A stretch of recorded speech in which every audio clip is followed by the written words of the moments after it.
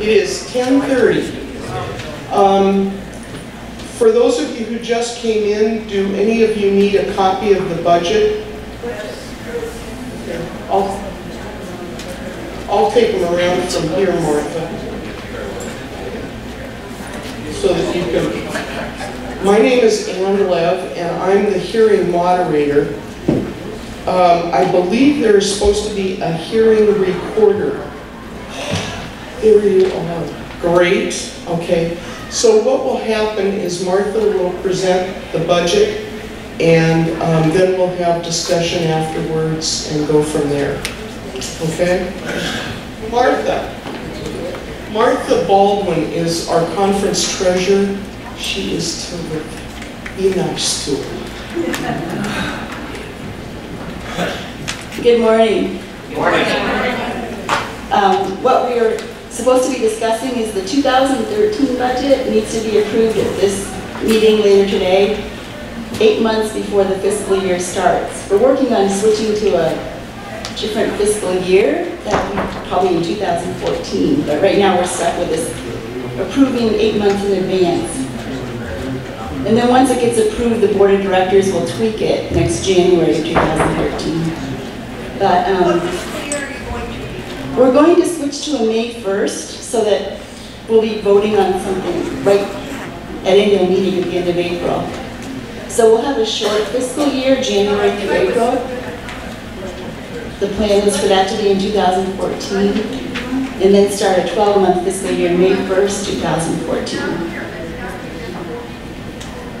I think since the budget is mainly based on the actual results for 2011 just finished, and our 2012 was tweaked based on the results, and 2013 is our best estimate based on 2012 revised. So just to give you an overall snapshot of what happened in 2011, even though OCWM was down by quite a bit, we still finished the year with a $10,000 operating fund excess. I don't like to use the word profit. So that's really good news. We cut expenses, the different expense lines were, folks are very careful so that we still finish the year with a $10,000 excess, even though our OCWM funding was down by about $55,000 over the prior year. So in this handout, on the first sideways page, page 1 of 4, the heading is General Budgeted Operations. And based on our pledges from congregations for 2012, we have OCWM at $498,000. Thanks. We've budgeted that to be $500,000 for 2013. And then the other small fellowship dues and contributions are the same. So we're looking at total income of $527,000 for 2013.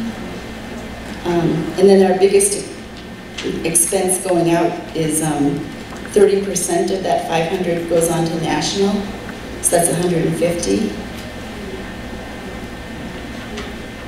Just scanning down the page, I was not on the budget committee, but I know that what they did was look at the 2012 numbers to come up with the estimates for 2013.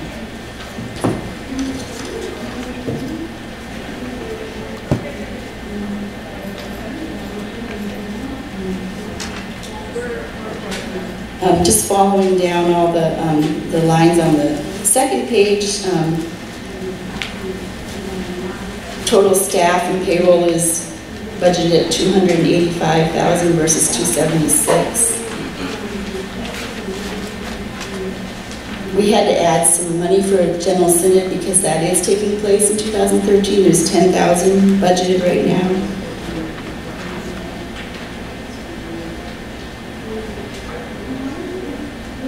And then we're still working out some of the 2012 committee budgets. We adjusted some of them yesterday at the Board of Directors meeting. And how we were able to do this was, if you look under leadership committees and citizen search committee. We budgeted $20,000 for 2012, and we probably only spent about $8,000 of that. So there's $12,000 excess that can be used to restore some of the committee budgets to what they had previously been. And as of right now, just as a point of information, Committee on Ministry has been restored to $6,000, and Youth and Young Adult Task Force has been restored to $5,000. Pardon me? Oh, Committee on Ministry. As of right now, the Board of Directors yesterday voted to restore that to $6,000, but there's some need for some further discussion at tomorrow's Board of Directors meeting. And what we would use to adjust that is the leftover in citizen expense. Yes? And travel for 2013, could you say something about that? Travel. What they did for that whole category is they just put a total of $26,000. They didn't break it out yet by category because it's so far down the road. They'll do that next December or so, after we have the actuals for 2012 in hand. It's kind of far in advance to predict exactly how these will line up, but as a whole, there's 26,000. I'm reading it right? 26, yes. Yeah. Are there any other questions so far?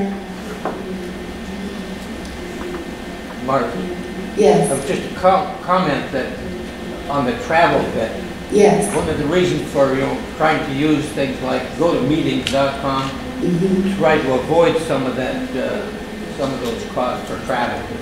Exactly. Thank you, Neil.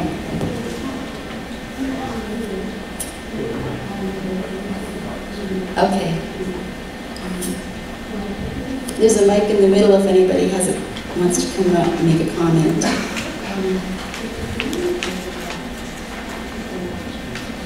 So we've gotten through page 2 of 4. The next area is mission support, and one thing that I kind of stands out to me is the Cooperating Ministry for Higher Education does not have a budgeted amount for 2013. I know that that's all being reorganized. I'm not sure what the exact status is, but at this point in time, there's nothing budgeted. That doesn't mean that it won't be restored later on.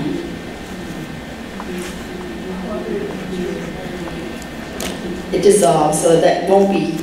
Okay, thank you for that clarification. Yeah. The mic is Right here? the mic over here. In the middle.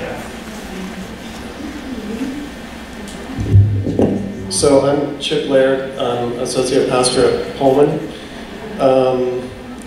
What you don't see on that sheet is any indication that there's good campus ministry happening anywhere in the state.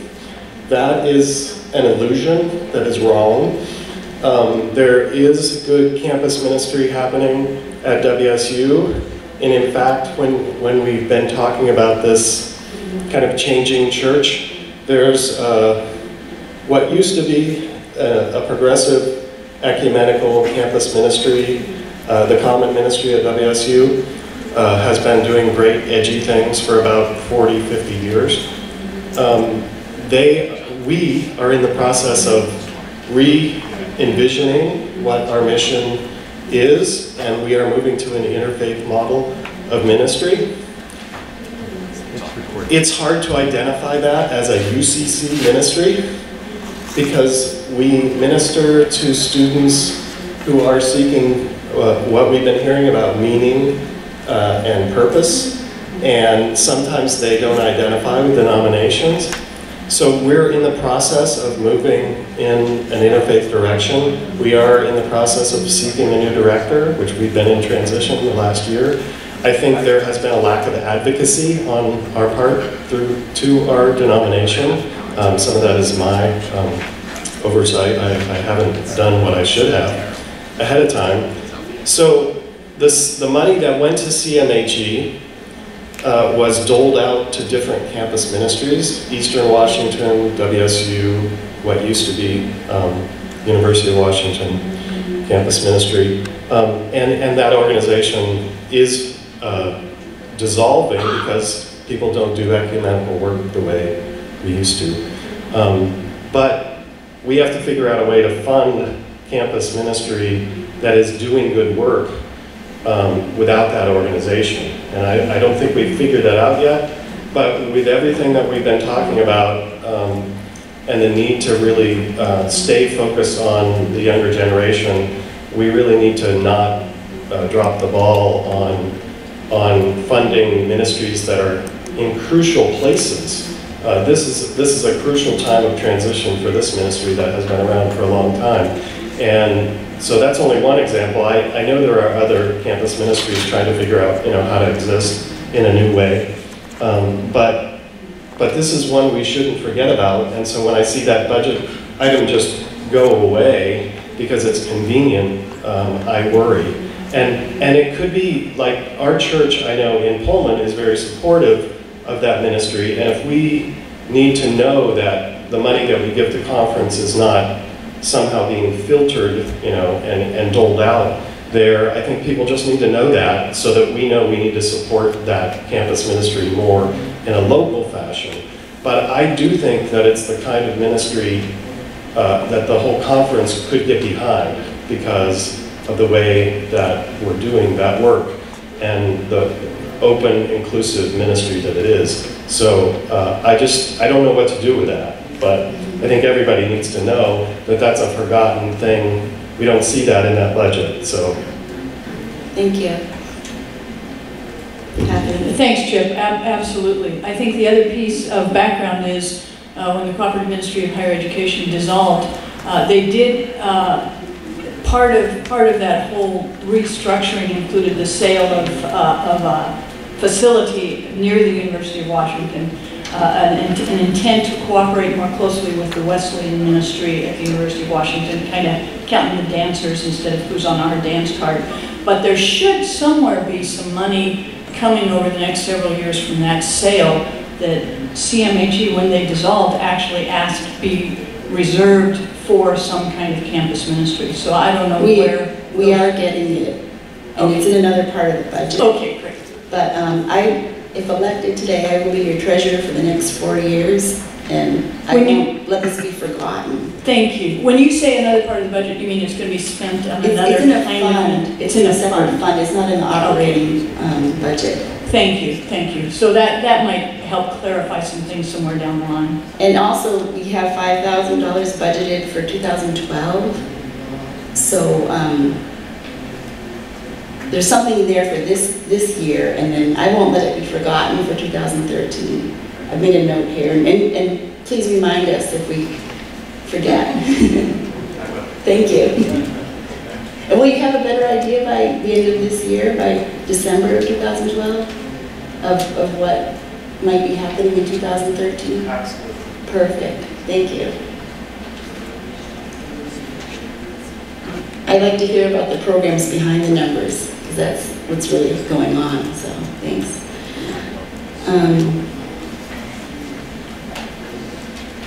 Looks like the seminaries and everything else is similar. Church technology grants was dropped.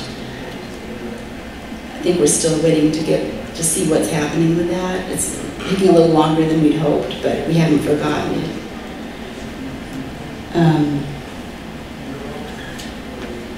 Office operations about the same. Professional services, by 2013 we'll be done with paying for the communications consulting work.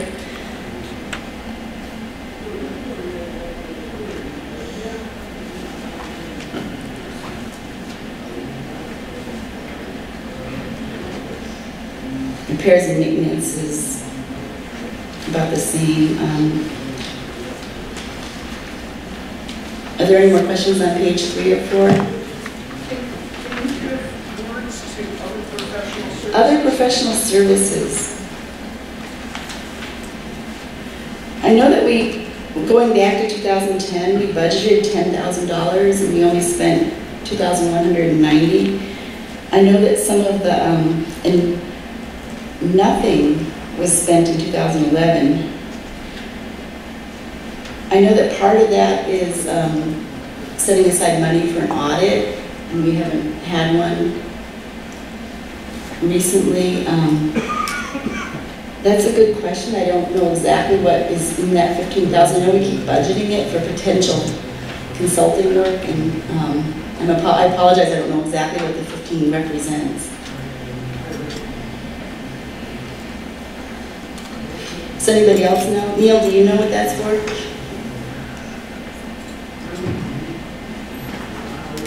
Yeah. You can't be, okay.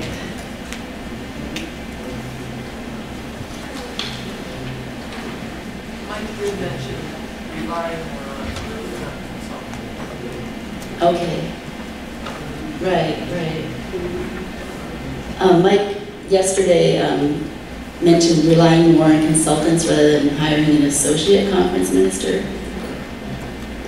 We have not been able to do that, as these numbers show.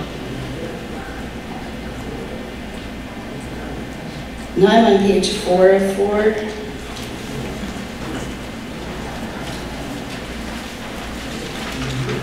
It looks like other operating is very similar.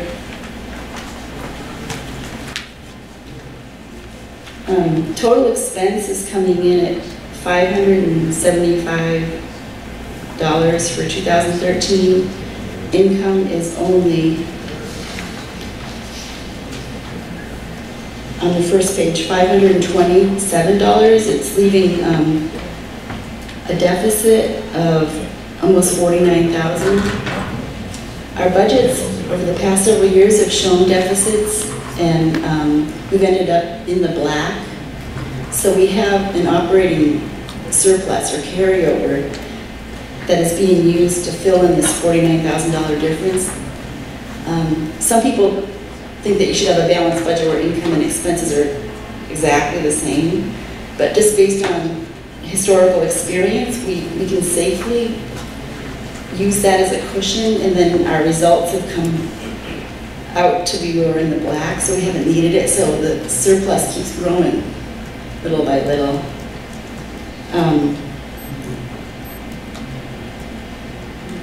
Where is that reflected, Wanda? Where is that reflected? It's on page 4 of 4. If you go across where it says total expense, and then the next line down says increase, decrease from operating activity. For 2010, the surplus was $54,000. For 2011, it was $9,600. We don't know what 2012 will end up looking like, but we have enough in reserves to cover the deficit that's on paper here for both 2012 and 2013.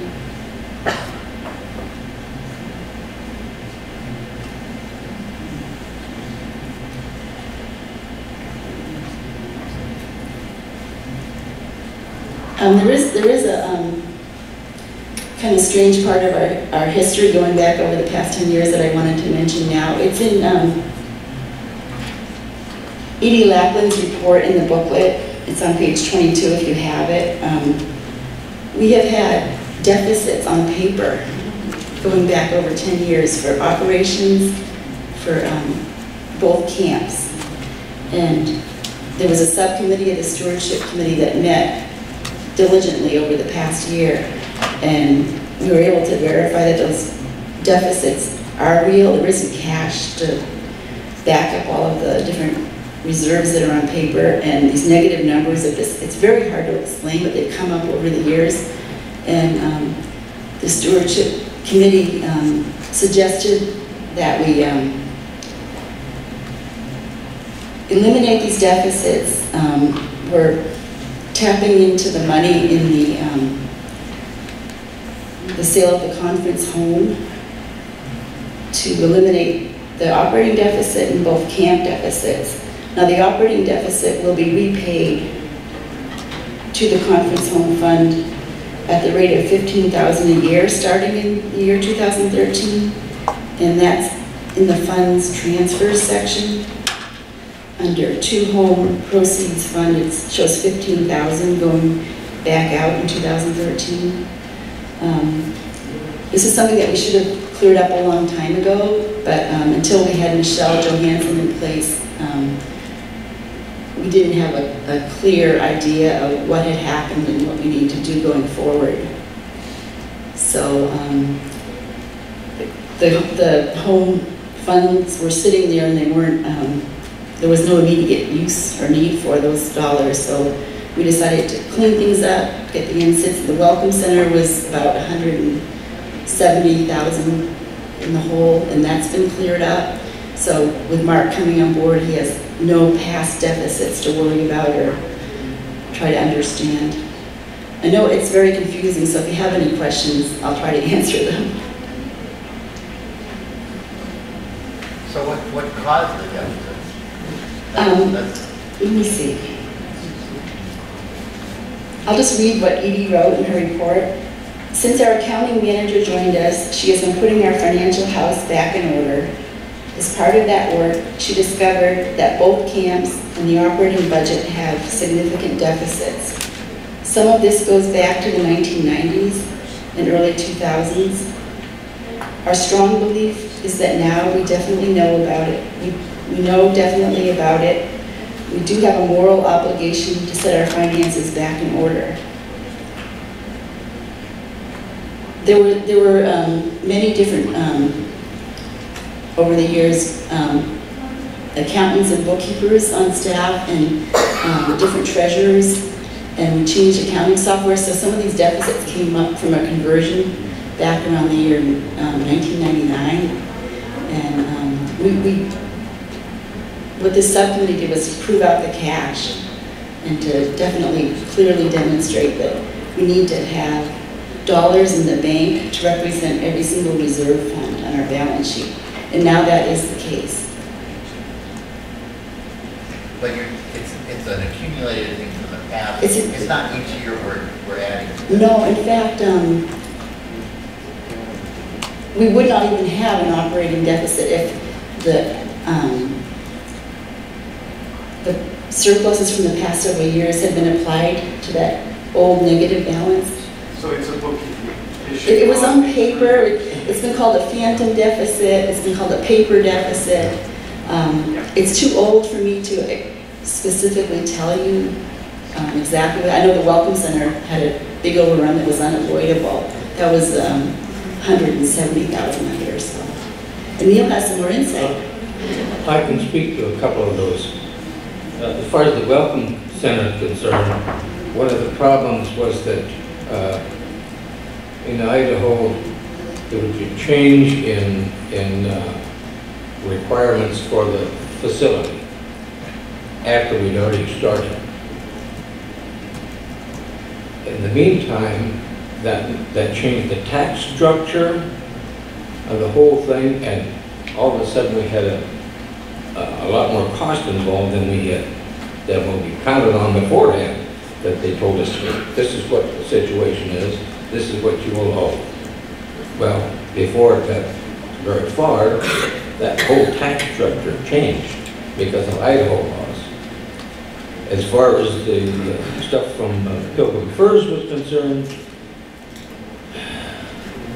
Lord only knows where some of that came from. It's so far back. Well, there were, we spent well, they call it the Stewardship Committee, but I call it Finance Committee. Everything to do with finance. Nothing had happened on the conference level for at least 2 years, 2, maybe 3 years. And a lot of old stuff was lost in the process, and we never were able to find a lot of it. But, so this was paperwork from years ago, and continued to carry on the books for something, who knows what happened.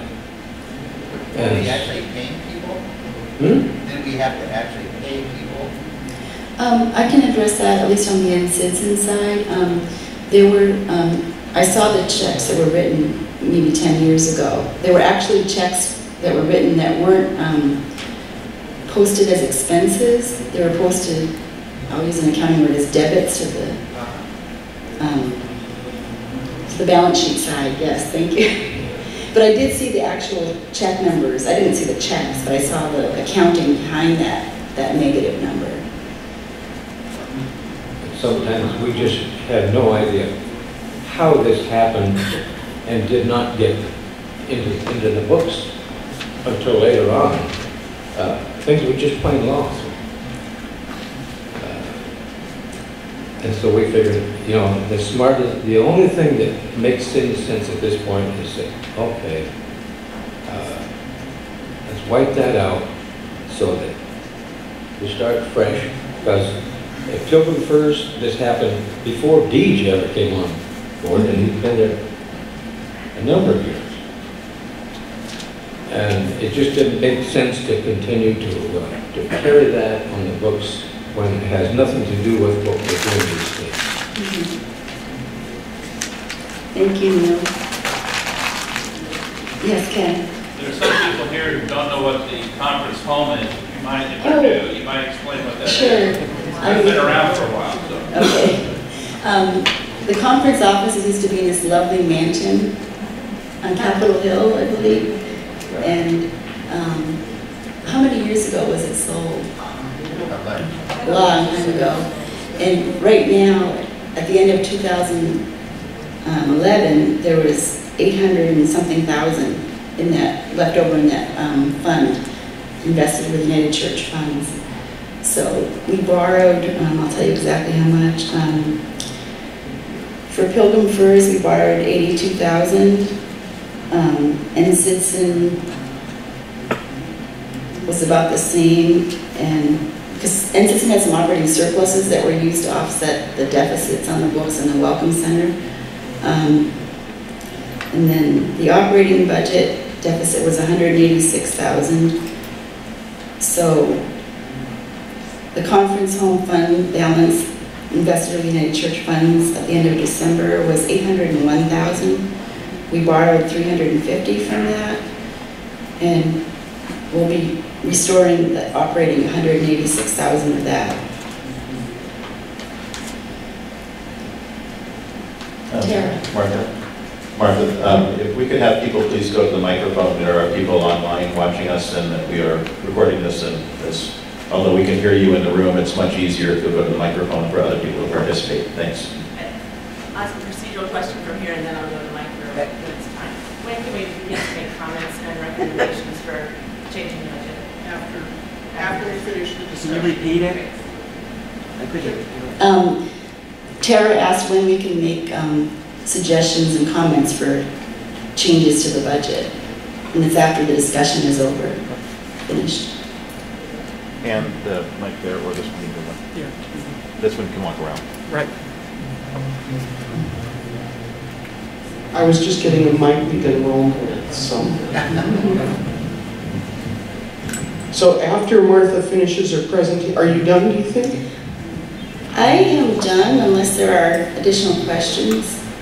Anybody else have a question of information?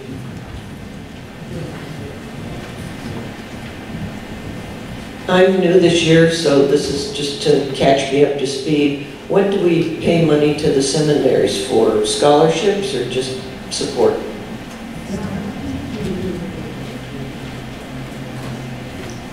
You want to Do you know the answer? I can speak from. I'm only here as a witness, so I don't have a voice otherwise. But I am a seminary student, so I can answer some of that question. We get scholarships through the conference separately than the support of seminaries, and so my understanding is that that money goes to more of the operational support of the seminaries, and many conferences contribute to the different seminaries. So it's part of our covenantal relationship. Just a nod.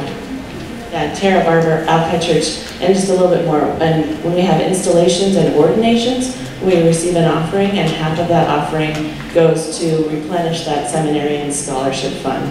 So that's under the purview of the Committee on Ministry, but it's specifically designated for seminarian scholarships.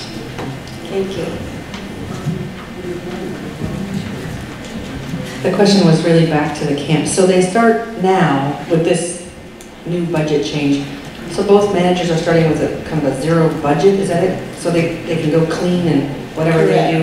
The slate's wiped clean. Okay. They've been self-sustaining, and you'll see that there's some information on the camps attached to the handout.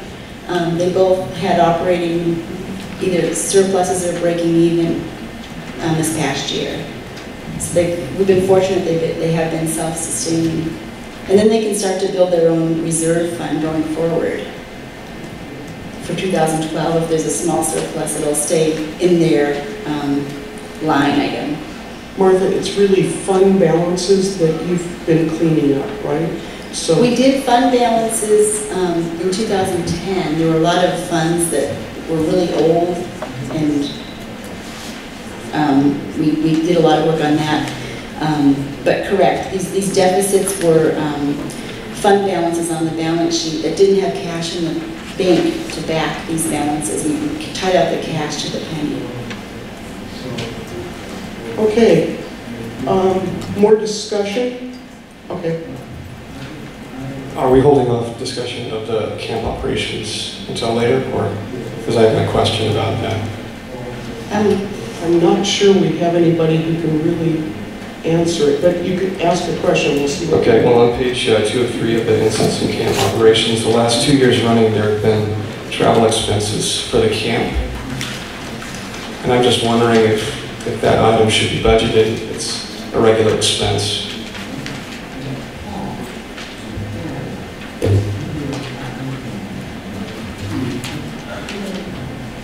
That whole category is budgeted at $3,000. So there was a cut from, actually the 2012 budget was $3,000 as well. Okay. We don't have actuals for 2012 here. So just a running underline, okay? Yes. Never mind. Does that answer your question? I just thought I'd try to clarify a little more too, that both camps are selling off periodically some of the trees. We're thinning the trees rather than clear cutting, but thinning them so that the ones that are left are actually helping the growth of the trees that are left.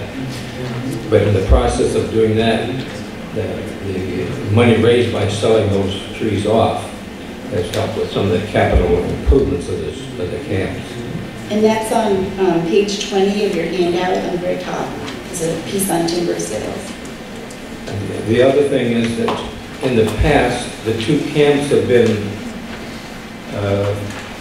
almost independent of the conference, and so that there has been very poor record keeping as far as we're concerned, and trying to know what's what. Where we have now instituted new procedures so that we know what they're doing. They're doing a much better job of actually recording their information and sending it back to the conference so that they are part of the conference rather than separate entities. And that will help us avoid a lot of that's gone on in the past. Thanks, Neil. Neil, are you on the Pilgrim Firs Advisory Task Force?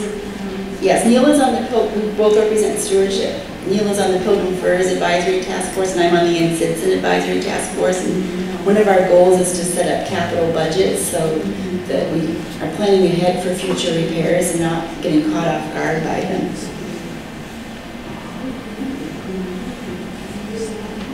Do you have another question, Dave? It's just an information. And my understanding of things is that clergy's salary and all that stuff need to be approved by the authoritative body, and I'm assuming this is the authoritative body, but I don't see Mike's salary there, and maybe that's a function of the board of directors. In our little local church, I have to expose all that to the congregation. Right. I'll find where Mike's salary is. Page 1. It's the top line under salaries and wages. I can't imagine that's all.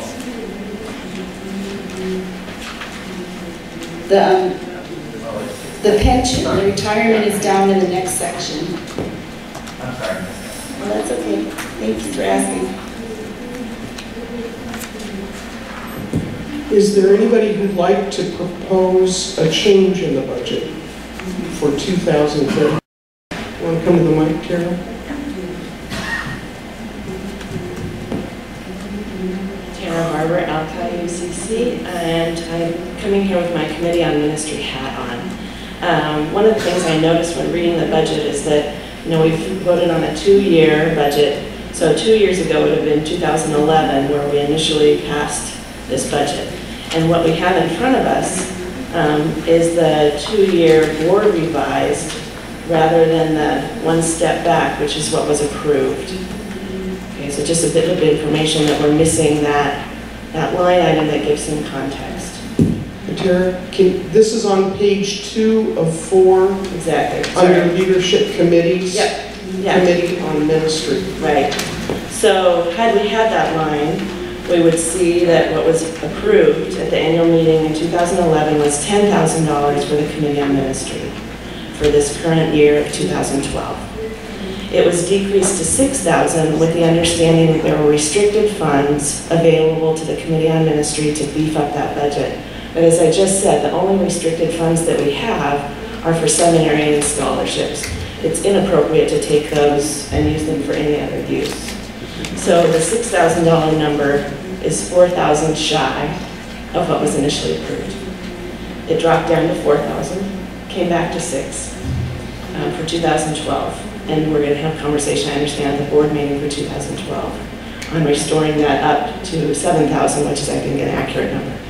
So for 2013, we're back to $5,500. And I've just been crunching numbers, and I think a more accurate number, and let's say pretty conservative, without having much for reimbursements for our members, would be $6,000. So I'd like to recommend that we increase the 2013 number for Committee on Ministry very conservatively to add $500.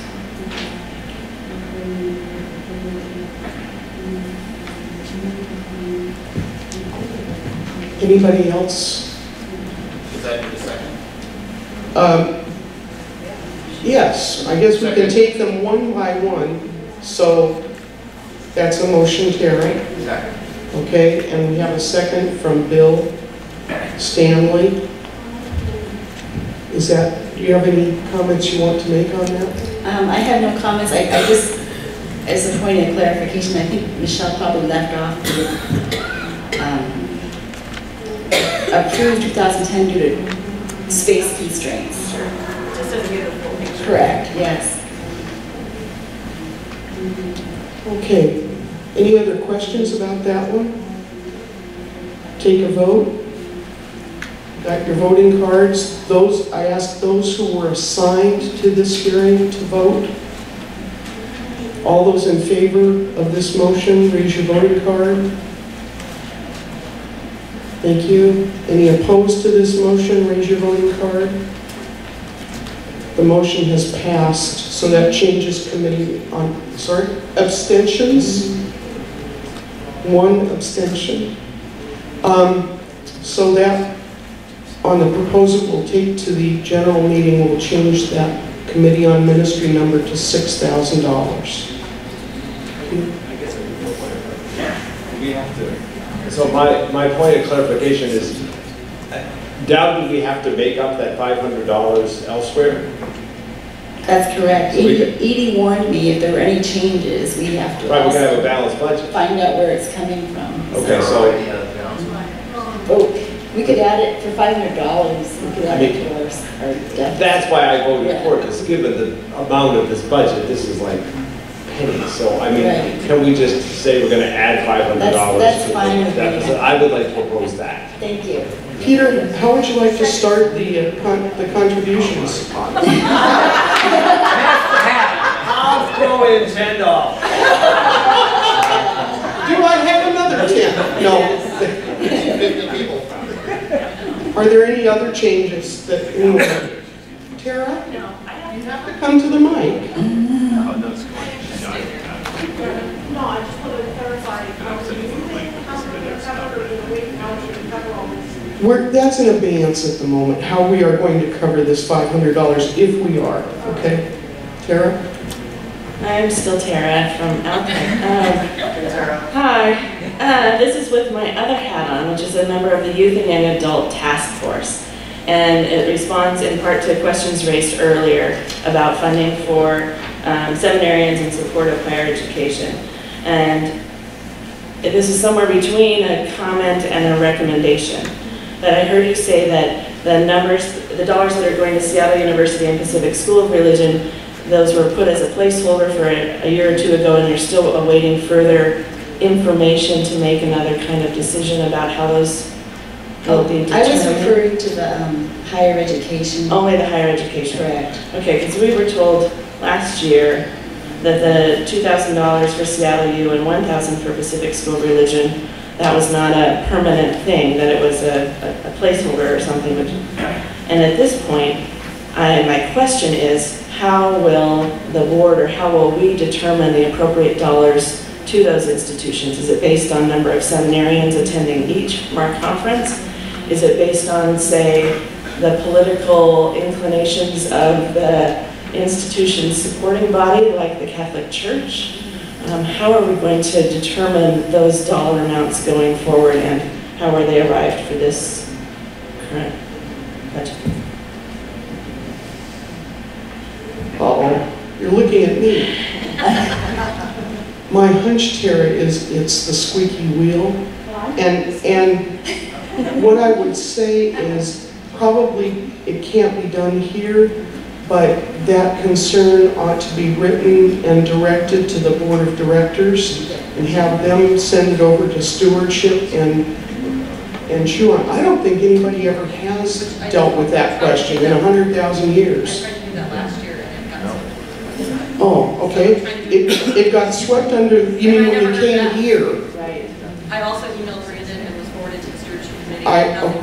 You're going to have to go to the mic if you're going to end it, unless you're going to end that sentence right there. She doesn't have the voice, so I'm kind of being... Oh, you're being voiced. Yes. Okay, so it was tried and it's gone nowhere. I'd like to move to grant voice to that young lady. I thought it was just not vote. I think that's right. I think she can have voice. Yeah. All right, come and have voice so that you're heard by whoever's listening. I tend to have voice whether I'm granted it or not, so thank you. I'm Leslie Moody. I am a member in discernment at North Shore United Church of Christ and a seminarian at Pacific School of Religion, which is my not so veiled motivation behind this question. But my concern last year, I raised it in the general hearing, or after the individual hearings, and was told that it's a placeholder, we're going to relook at it. If you want to be involved, let us know, which I did, and I didn't know who to email, so I emailed Brandon, who then said he would forward it, and it was forwarded, and never heard anything. So then when I got the budget in this packet and saw that it was not a placeholder, but that it had been, the numbers were the same, and that the proposed numbers for the future budget were exactly the same, I didn't want to stay silent again, and didn't know. This seemed like the appropriate forum. So I have lots of reasons why I think PSR should at least receive equal, if not greater contribution, but Tara's question was, how are we determining these amounts? Because it depends on, if it's purely students, PSR actually does have more members in discernment than CLU from this conference, which hasn't always been the case. But from a political and a theological standpoint, Pacific School of Religion has been associated with the United Church of Christ since as long as the United Church of Christ has been around. And so it's a historical seminary. It's one of the 6 seminaries of the UCC. So I have a passion for that school and a passion for our support of it. So I'm not sure where else to go from here except to... Specifically know what the money's used for? I don't have like an itemized detailed list of what it's used for in either school. I don't know how that works out. I know that that's something that I could find out for my own school at least. I have a relationship in the advancement office. But. My recollection of history, when the School of Theology at Seattle University started up, was that There was a pitch to support it more heavily because it was new and starting, has no endowments, and it was local, so the theory was that more of our local folk would be involved and needed a little more of a nod. All of these numbers are just pittances that don't hardly count, except they show up on our budget. And I think it's gone on historically as a nominal amount just to say we care a little. Yeah. Well, and I think that partially that, that feeling is why, when the students like myself that are at Pacific School of Religion, like we're trying to maintain this connection to the conference, and we're a state away or 2 states away. And so what little support we do feel from the conference, then we get this budget, and it's like, well, we love you, but only half as much as CLU. And I feel like because we're not physically present in this conference, that our voices don't get heard. And I was pleased Mike Denton visited us for the first time since he took office as conference minister this year. So whether it's financial or whether it's presence or whatever, we need your support. Does it help you to know that's the first time that any conference minister has gone to PSR to visit the seminarians? That's sad. Yeah. Hopefully you get support through Committee on Ministry somehow. Big amounts, not just a little bit. We love you and hope you'll come back. Yeah. When you're done. Dave, are you? Yeah, I just wanted to. No, I can't. I remember the history just like you did. But I would say, so in the way we've gone past, there was a little committee of people who were concerned about all of these little bits of money that we were passing around, not just the higher education, but to whomever. Is there a group that actually cares about this and sort of has thinks about it? I just thought of the appropriate group. Yeah. It's called Committee on Ministry, and I think actually one of their members is here in this body, because that's really the group that cares about seminarians and seminaries. Maybe that one, but there's the Faith Action Network and other kinds of things that are on this list of other institutions that we're supporting, and it would be great to have somebody at least look at them before we approve a budget for them, I think, to see if this is how we want to spend our money. Thank you. Yeah, so is it, that's really a question though, is it like the board does this, or does stewardship do this, or who actually brings these numbers? Stewardship brings them. There's a budget subcommittee of the stewardship committee that meets in December each year. So can we resolve? Come to the microphone, because you're close. Margaret Ibarra, I'm just wondering if we resolved what I felt like there was a question there, and I don't feel like we've answered it. So I just want to make that clear. Tara, was I being inappropriately glib to say that? Yep. But it feels like actually the Committee on Ministry is an appropriate place to be an advocate for these numbers. Right, so Tara Barber, Chair of the Committee on Ministry on the West Side, and we are happy to move, I'm saying that on our behalf. No, my committee members are here. I don't want to just say it on behalf of the committee without, How about that you'll take it to the committee? I'll take it to the committee and we can discuss being in an advocate role and the budget process. That's a new thing for us, but if I would really like some information about how to impact that, because I, like Leslie, have had frustrations trying to impact the budget. I'm supposed to be keeping track of time and stuff. How much longer do we have here? Till noon. Martha, no. Have you been part of the budget committee ever? I have not. Neil, have you been recently? Is anybody here part of the budget committee? David Reeson was on. He's not here in this room, but yeah. Go ahead, Mike. Mike, could you? Well, go ahead. Yeah, so there's just a wise suggestion here that I move that we make a change, since I'm at the microphone and that's the time period that we're at, that we, for the 2013 budget, split the money evenly between Seattle U and Pacific School Religion, pending further conversation about how we allocate those funds in the future. So that would be 1,500 to each. Right. I have a motion on the floor. Second. Okay, had a second? You had several seconds. Yeah, too many. That light is awful. Do you need a name? You want a name? Somebody call out your name who seconded. Jack. Jack, okay. So there is a motion on the floor to make it even between Pacific School of Religion and Seattle University School of Theology. For 2013. For 2013, thank you. So $1,500 each.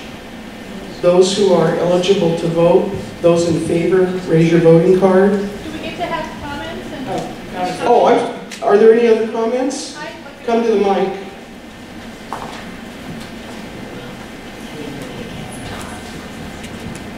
Yvonne Wilhelmsen, United Churches of Olympia. It all sounds good, but I don't know the reasoning. Is it proportional to the students, or, I mean, no? Did you? And I apologize if you've addressed this already and I missed all the background. But is there a rationale for? It's closer in proportion to the students. It's that there are actually 9 students, according to Leslie's. According to the packet, at Pacific School of Religion and 6 at Seattle U, so we could divide it use the math for that if we wanted to. It was just suggested that we make this a little bit simple for this current year. But you're welcome to propose an amendment. No, I just needed to, I mean, it'll look good, but then I thought maybe there's more underneath that made it more sensible. We can talk about a lot, because the Catholic Church and gay marriage would be another thing to take this conversation. And then another possibility would be, is it relative to tuition costs or something like that? I'm just wondering if there's other things to consider. No, okay. Okay, any other, yes? David McKee, Plymouth. Tara, could you take I'm putting a job on you, but what I'd like to know next year when I sit down in the budget committee meeting is whether this money really matters to the seminarians or not. Because if it, to the seminarians, I mean, my impression is that's sort of what we're trying to go for with this line item. No, I'm not saying it's a scholarship, folks. I'm saying, is it impacting the seminarians that we're sending? Otherwise, we have a whole bunch of seminaries down here which we're supporting, it seems to me. So my impression is we're trying to support the seminarians, generally speaking, without direct scholarships, and this is one way. But I don't have any evidence of that from this conversation. Right. And if that's so, then that's $4,000 we can put somewhere else. Yeah, at this point, my understanding is it's a token. It's an acknowledgement of historical support and a nod in the direction of the 2 seminaries where we send most of our folks. That's kind of what I heard, and I think just overall, the impression I've gotten in the last couple of years in the UCC is that we need to take those token things and really invest them in things that matter. So that's where my question is coming from. I'm Linda Gasparovic, and I'm from actually 2 different churches I'm a member at, which is Bethany and All Pilgrims. I'm also a seminary student at CLU. And so there are 2 things, it seems to me. I'm comfortable in voting to make them both equal and saying that means that we cut one. And there are 2 different issues. So I'm totally for making them both equal. As a seminary student, the one thing I want to point out about CLU is it's been so refreshing to hear the progressive Catholics there. And there's a part of me that wants to support those that are fighting their own denominations and having those dialogues where we're in communication with other denominations that are struggling with trying to be progressive. So I really like the fact that we are offering support of groups that are within non-inclusive denominations trying to make those differences. So I don't want to cut back what we're doing for CLU. That doesn't mean I don't want to also equally support the other seminary. I just briefly want to respond to your question, because there's the difference between student scholarship and institutional support is for me, at least at PSR, we're struggling financially. And that means that we're cutting faculty, we're cutting services, our dining hall is not open as often, we're sharing faculty with other seminaries. And so as much scholarship money as we can get is great, but if there's no institutional support to fund faculty and to fund other programs, that scholarship money is useless. And so I think it needs to be both and. And it's, you know, this idea that $1,000, yeah, is not that much money, but $1,000 for more than one conference, it starts to add up. And I think if we start pulling that institutional support, it's not the direction that we want, that I personally would like to see us go. I will remind those who have spoken with problematic issues that unless you make a motion, it does nothing for this budget. Okay? Any other discussion or changes to this proposal? The motion we are voting on is that the $3,000 that's currently given to Seattle University School of Theology and PSR be split evenly between the two seminaries, $1,500 each. Are you ready to vote? All those in favor of this motion, please raise your voting card. Okay. All those opposed to this motion, raise your voting card. Any abstentions? Thank you very much. This motion passes as well. So those two line items change to $1,500 each. Mike? First of all, thanks for those of you who have brought up some of the questions. I was over next door with some of the governance pieces, some of those conversations, so I'm splitting a little bit of time. Just sort of like, at the risk of sounding like a defensive bureaucrat, I want to just sort of mention something that's important. As you're bringing up some of the things that are fair and correct and proper critiques of some of the ways that we do our budgeting now, let me let you know that this is very important and very helpful. About 5 years ago, we did not know what our budget was. Our numbers were not necessarily in a place where we felt we were in some of the accurate numbers that we needed. We didn't have a stewardship committee. Their job was to take a look at some of our budget and our numbers. There was essentially was a staff function in deciding what the budget was at that time and place. We didn't have a budget subcommittee that would take a look and really try to propose a budget at that time. We've got some of those things in place now, but we're learning how to do this. And so when you're bringing up some of the suggestions of some of those systemic things that aren't in place, but that are not yet functioning, know that this is helpful. This is helpful as we're trying to have a conversation about how to have a budget that is accountable to all of you who are present here. We have not always had the opportunity in the same way that we have to do that. So this is helpful and important pieces that help us figure out some of the systems that we really need. So as they're coming up, the kind of conversation that we're having right now around exactly how some of the things are allocated was almost an impossible conversation to have just a few years ago. The conversations that we've had within this room and around these tables have been a helpful and important part in building some of the systems that we need and systems that we're going to continue to have.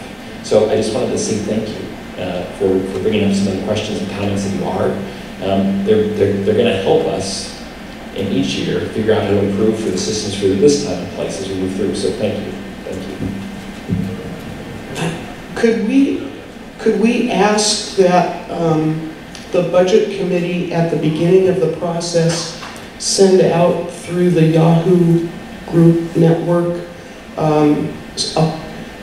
a process for engaging with some of these questions and issues that you've had so that you get in at the front end of it instead of after all the numbers have been crunched? Yes, and I'm seeing the need for me to be on the budget committee next year, so I give you my personal guarantee that I will follow up on every single one of these questions. A very quick question. Name, please. Quinn Smith from Richland. Brandon said there was this we were selected randomly. Are we sure that we have all the people here we need to have to move these issues I guess that's another piece I've learned. I don't think the budget hearing should be totally random. It needs to have some of the people who were involved with the budget, besides the presenter. So we'll put that through as one of our consensus agreements, if that feels okay. Yeah, John. John Eisenhower, Eagle Harbor, and I will speak just from a parliamentarian point of view. As a congregation gathered, and if you have a pink card, then yes, you are authorized. This is your budget. You may speak to it. You may make any amendments. You are not changing the budget. You are taking a recommendation to the gathered body later today, and your wisdom will be shared with them, but that is not saying that, you know, that you're rejecting anything that they can say later. And so if there are experts in the room that wish to speak, there will be a voice for them. This is just for deeper discernment. And so hopefully you'll take your wisdom to people who might not have otherwise received it if only vested people were in this room. Thank you. Thank you. Mike. Sorry. And just sort of one more point about the initial decision around the assignment for hearings. Because I think one of the things that we do need to do as a learning as far as our more intentional pieces with resource people for each hearings. So that's one of the things I'm hearing. The main reason for assigning hearings is something that Synod does too. What would be found is that you, I think in my, I can't remember if it's the first or second year, we had essentially one table, maybe a little bit more of people who were interested in the budget. Some of the other resolutions that were present had much larger gatherings. We need the collective wisdom of people in the room beyond interest, beyond initial interest, in order to help us get have the best discussion about these things that we can. So that's why we ended up going with the Synod model of assigning people hearings. So that's just so you know. But I think the resource people person learning is a really important one. Mike, can I put you on the spot? Why not? A question came up. What does the $15,000 that is budgeted for other educational services represent? It escaped my mind. Sure. Some of the things that we're looking at as we're recognizing that it's within our current budget and our future budget, it not necessarily being possible to hire another associate conference minister at this point in time, is that we're also in some of the things that I was talking about yesterday as far as finding people who can help us out with specific tasks at specific points along the way is something that we still need. So that $15,000 is pointed towards some of those other services of someone who might help us through, for example, a conversation around some of the mission and vision pieces, or might help us around with a conversation around some of the other pieces that we needed at different points along the way. So for example, we had the communications report. That was one of those things that was something that in and of ourselves we couldn't have done that. But because we had some of those monies, those were some of the monies that we used in order to help do some of those things that currently we can't do with our current staff. Thank you. Margaret. Margaret Ibarra, incoming convener and chair of the Youth and Young Adult Task Force. I just want clarification. So for the Youth and Young Adult Task Force, the board of directors for 2012, this year, just approved $5,000, correct? That's correct. So we don't need to vote on that, is that correct? It's already, the 2012 budget isn't going to the general body today. Okay, so we don't tweak at the board of directors level. All right, and then it's $2,200 for 2003, and we don't need to vote on it. I mean, that's done. That's what's being voted on today. Okay, great, thank you. Just wanted to understand.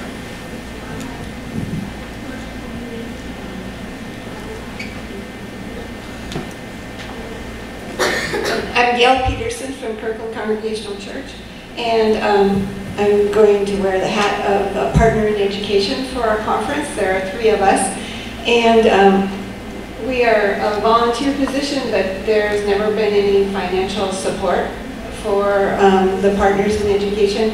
When we've had national events or regional events, part of the funding for that, like our plane fare, is provided through the national office, and the conference has paid for registration, and we've usually gone to the Educational Ministries Committee when it was such for that support.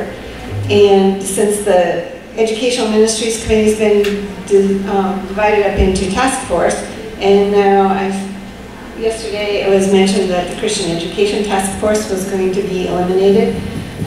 there's $200 in that fund, and so I'm wondering where that $200 would be going and how partners can be funded in the future.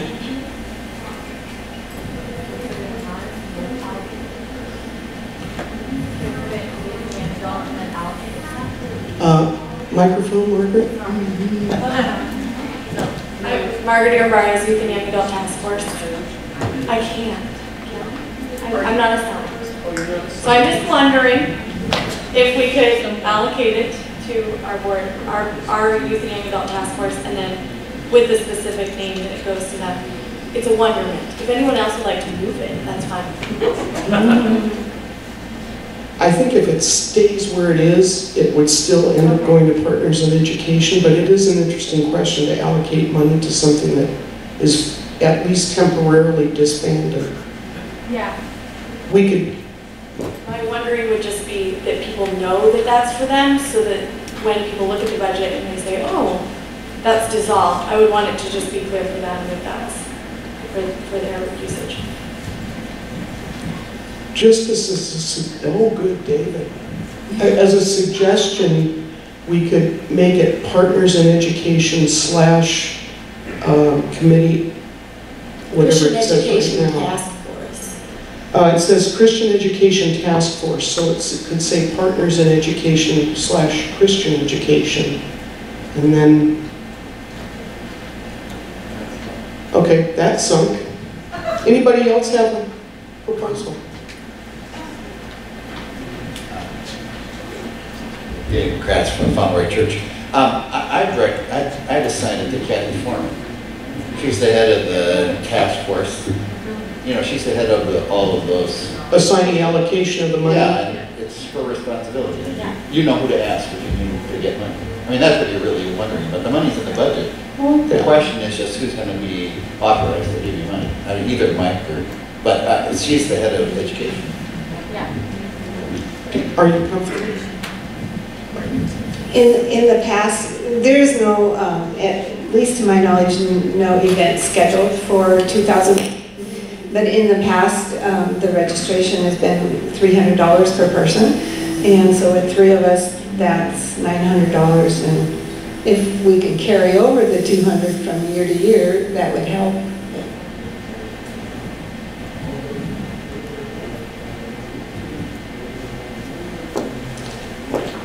My understanding is that if it's in the budget, you can't do that. That's, I know that we believe tried to do that's, something like that last I year. don't We're think not we allowed to. carry over budget. If it was a restricted fund on the balance sheet, it would carry over. It would be up to each year's budget committee to reinstate that dollar amount.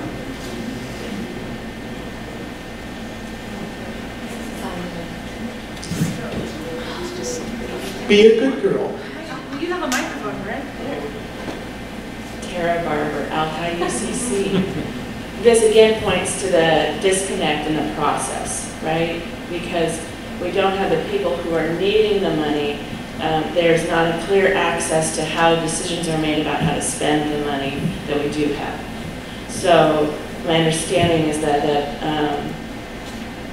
we can really improve on the communication between those that are actually spending the money or counting on the money, because the same thing happened with the Youth and Young Adult Task Force, where we were cut from the 5,000 approved down to 300, and then reinstated at 5,000 after some beautifully squeaky wheels stepped in and said, wait, we counted on that money that you had approved for us and that the annual meeting had approved last year. So there wasn't a conversation, though, about where those monies had been allocated or earmarked for. I know earmarks is a lousy term, but just designated for. And I really want to highlight that we need to have a place where these things are held and noted for future years.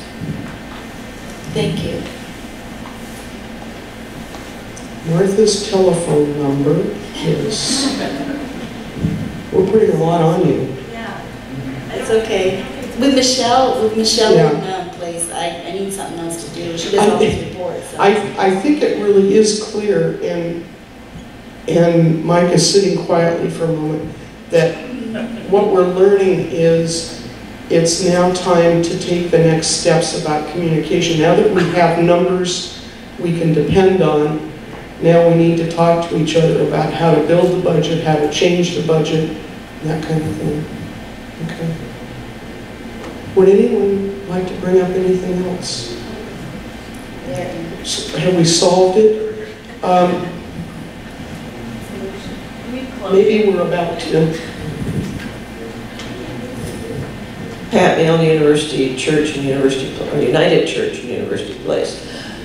Seems if we're spending money, we should have a line item that says here's money that we expect to be expended. If we're working toward transparency and we're getting a clearer budget for everybody, that if this group needs funds, that should be indicated somehow in the budget, rather than talking about moving money hither and thither.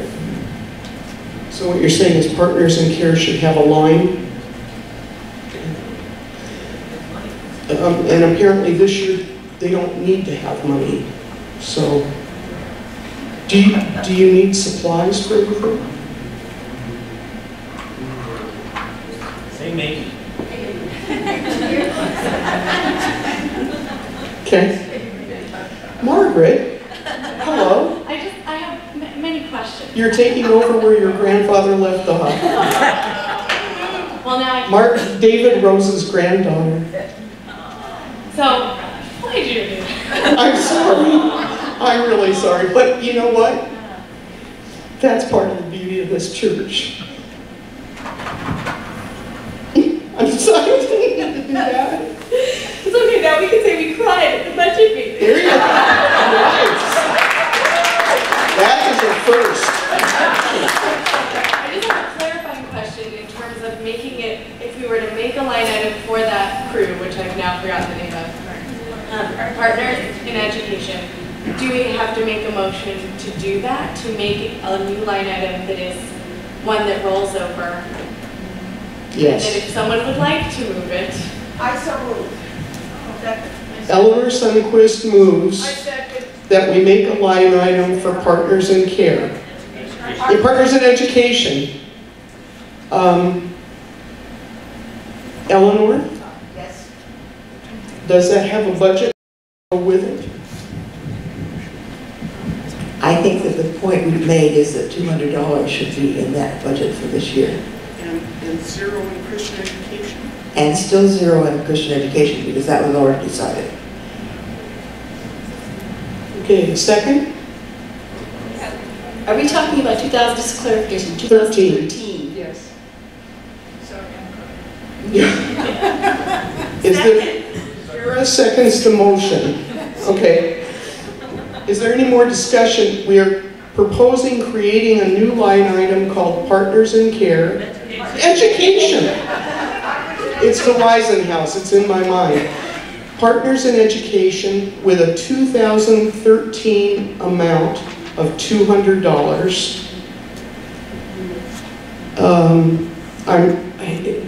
Grant me a little,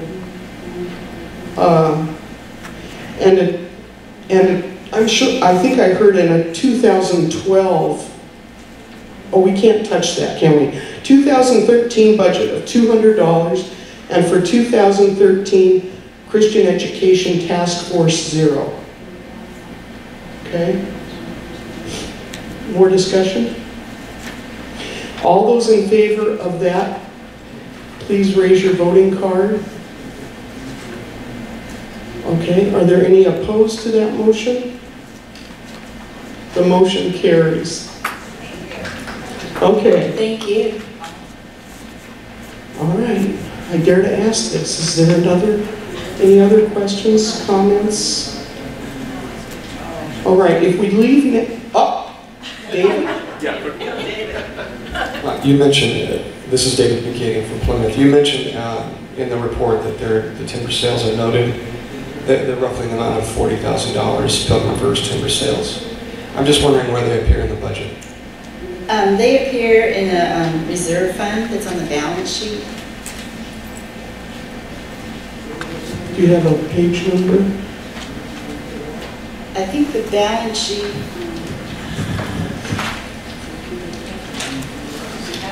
is somewhere else. It says 18 on the bottom, it's close to the end of the report. 18.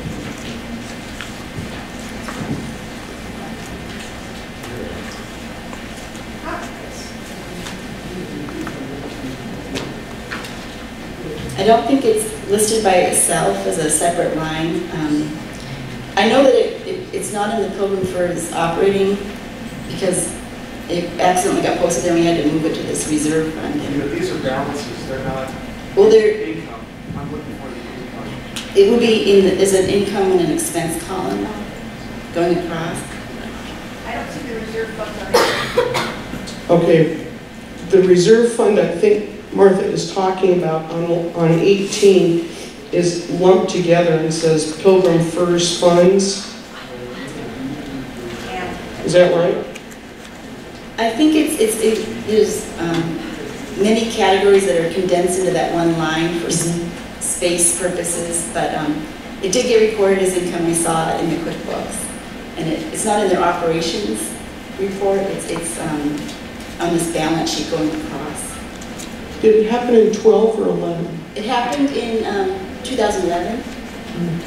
One check came in November, another in December.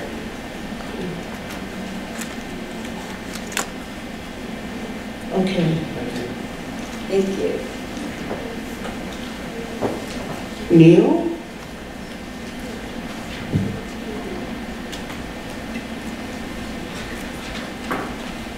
Just a comment on the whole budgeting process.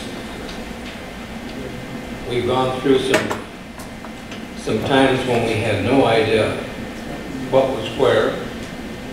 We've come out of that, and now we have actually a process for recording things and reporting back and forth between what's going out, what's coming in, what is budgeted items, and what are other funds, like for instance the sale of trees. That's not part of the budget. One of our problems going forward is that, as we were reminded this morning,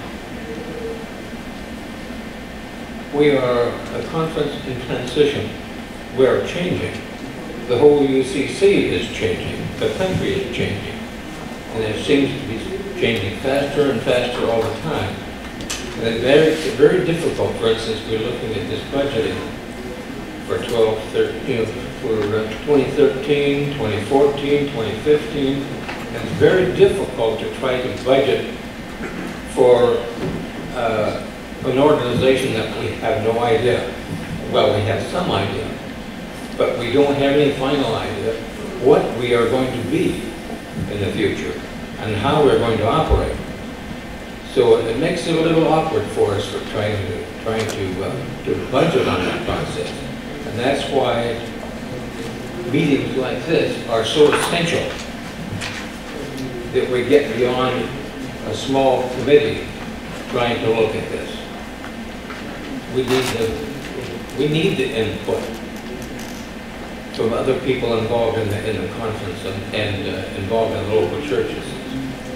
In order for us to be speaking to the conference and for the conference, we have to get the input from the conference, not from just a board or a committee. Thank you, Neil. Catherine? I'm Catherine Foote. I'm from University Congregational Church. I want to say thank you, Ann, for leading this. Thank you, Martha, for your good work.